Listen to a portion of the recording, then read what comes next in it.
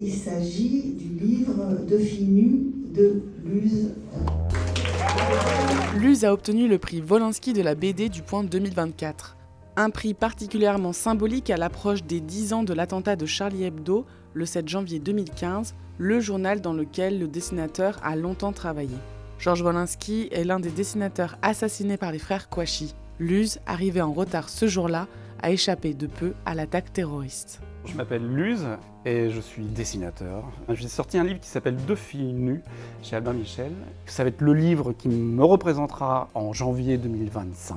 Ma première réaction quand j'ai obtenu ce prix, c'était déjà de penser à Georges Wolinski, avec lequel j'ai travaillé quand même il y a quelques années. Et je me suis dit, si Georges était là pour me remettre le prix, je pense que la première chose qu'il aurait dit, ça y est, t'as arrêté d'être puceau. Parce que c'était en général la blague qu'il faisait à chaque fois. Il me demandait si j'étais toujours puceau quand on était à Charlie ou ailleurs, si on se voyait ailleurs. Et donc maintenant, je peux lui confirmer que oui, Georges, je ne suis plus puceau, surtout maintenant que j'ai eu ton prix au Point. Deux filles nues, c'est un roman graphique, historique, qui raconte l'histoire d'un tableau qui a existé, qui a été peint en 1919 par Otto Müller, qui est un peintre expressionniste allemand.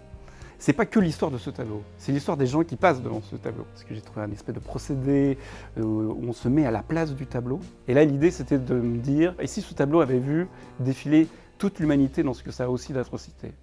C'est-à-dire qu'on voit la montée de l'extrême droite de l'époque, on voit la montée d'Hitler, on voit la montée de l'antisémitisme. C'est quand même un tableau qui réchappe de peu, à chaque fois, 4 fois à peu près, à la destruction. Et moi, j'avais envie de raconter cette histoire d'un tableau qui est un objet inanimé, qui ne peut rien faire, et qui, malgré lui, est ballotté par l'histoire de l'humanité, par l'histoire de l'art, par les histoires qu'il y a autour de lui, l'histoire d'amour, l'histoire de haine, et il a survécu à tout ça.